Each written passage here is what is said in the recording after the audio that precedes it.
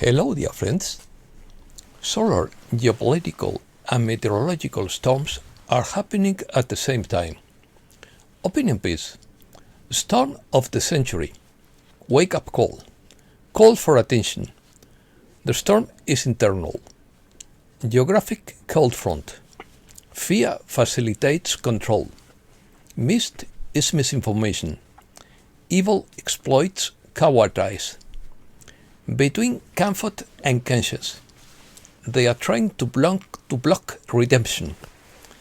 Let's start.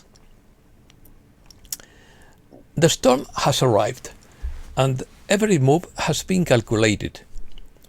The Storm of the Century is a 1999 miniseries written by Stephen King that resembles the winter storm currently unfolding. Its plot revolves around a massive winter storm predicted to be historic. The story suggests that morality becomes negotiable when fear is absolute. Most people are not heroic but practical.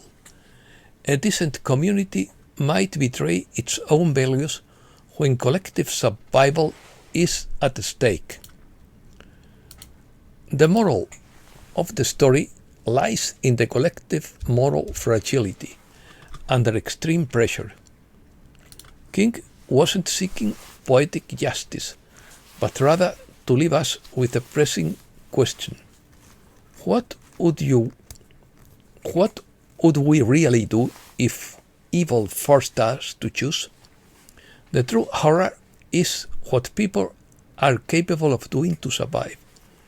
The community chooses to sacrifice an innocent person to survive, prioritizing self-preservation over ethics, which reveals how evil exploits the cowardice and hidden sins of ordinary people. Similarity. The most powerful similarity between Stephen King's Storm of the Century and the current winter and geopolitical storm is that both cases depict a community trapped in an external storm, while an internal moral storm is revealed.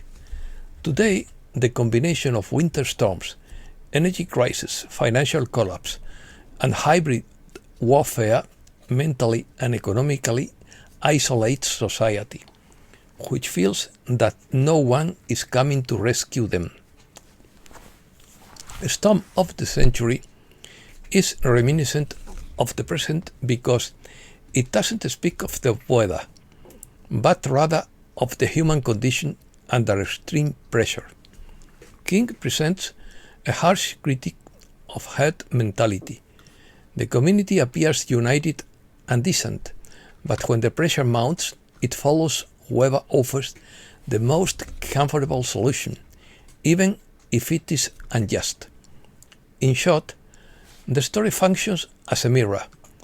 The physical storm is the context of the current crisis, the temptation of power that offers order in exchange for an unacceptable sacrifice, and the people are us, choosing between comfort and conscience.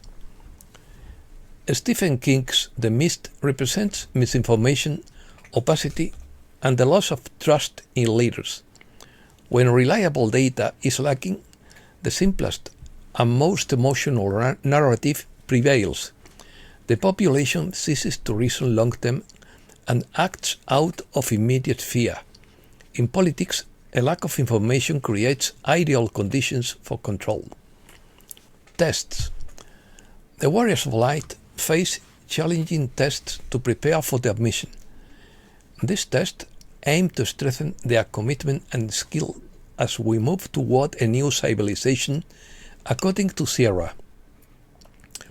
According to Sunny's journal, what has changed is not the technology but us.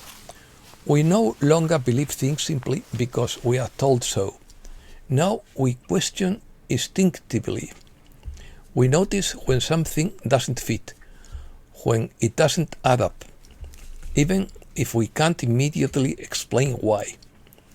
And we have learned that almost everything we believed to be true was actually a lie.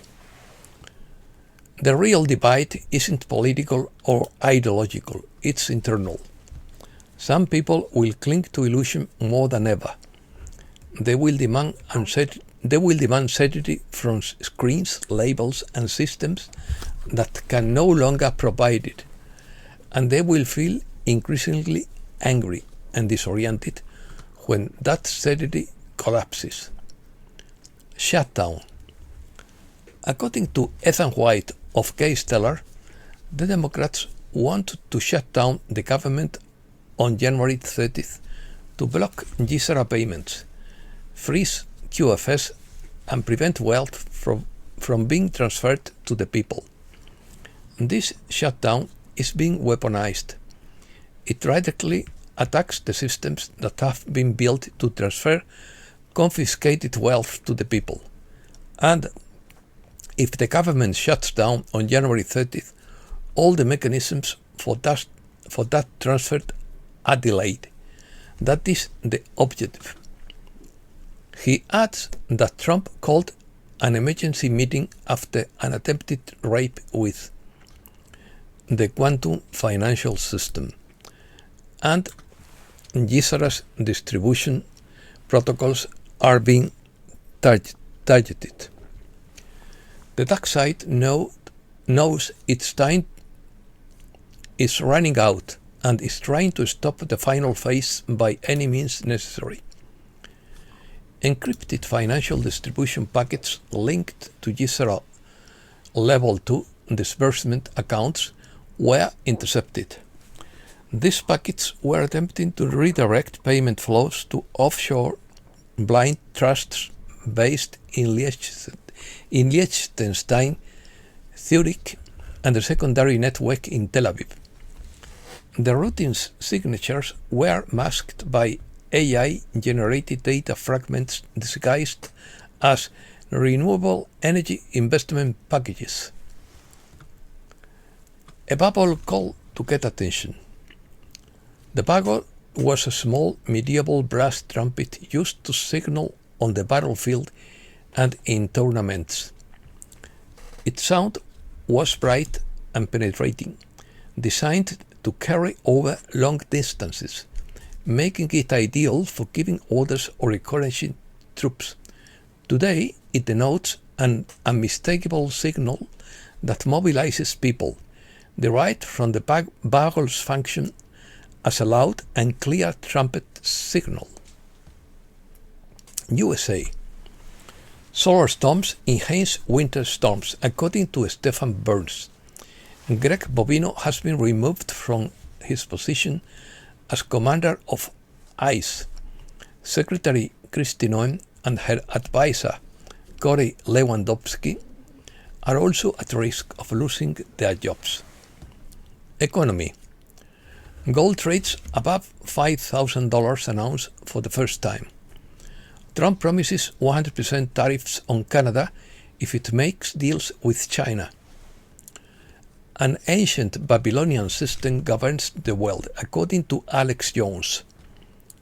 Catherine Austin Fitts explains why the global financial system doesn't function as a monetary system, but rather as a control network, whose ultimate goal is programmable money, digital surveillance, and decentralization of power. A gold and silver delivery catastrophe is looming, according to Bill Holter. It's impossible for exchanges to deliver the physical metal. There are more than 40 million ounces pending delivery in January. He predicts that currencies and the financial system will collapse. Asia. First Arctic route between China and Europe. US nuclear aircraft carrier arrives in the Middle East amid tensions with Iran. With protests crushed, Iran seeks to avoid a US intervention. India and the European Union reached a trade agreement after 18 years of negotiations. Europe. France bans access to social media for children under 15. Volkswagen recalls nearly 44,000 electric vehicles due to fire risk in the US. Small businesses in the UK are the most exposed to risks. A Finnish mercenary was paid $2,200 by the Ukrainian army. Russia considers the willingness of some European leaders to speak with Putin a step forward. Spain. Farmers protest across Spain. 6 regions on alert for snow and rough seas. The Constitutional Court upheld the arrest warrant against Puigdemont. The Anti-Drug Prosecutor's Office refuses to investigate Zapatero for his relationship with Maduro. The government approves a mass regularization of immigrants. Investigators point to a faulty weld as the main cause of the derailment in Adamuz. Spain will add more than 600,000 jobs in 2025, and unemployment will fall below 10% for the first time since 2008.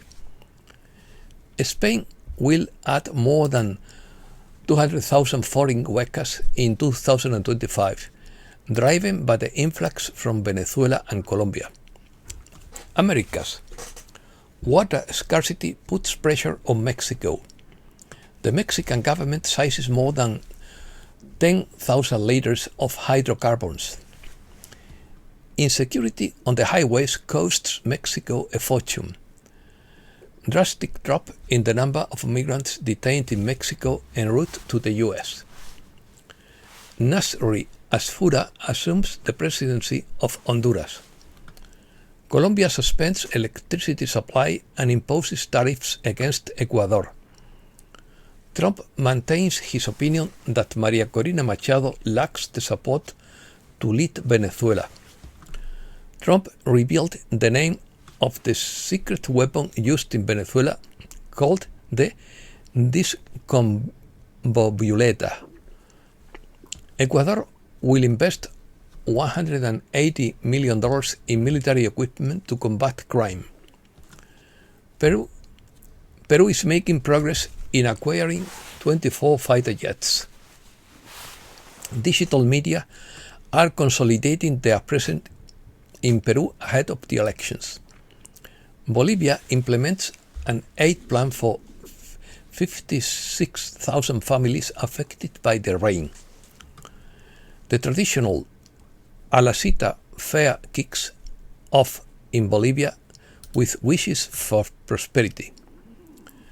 The US is reaching out to Paraguay amid its push for the critical minerals sector.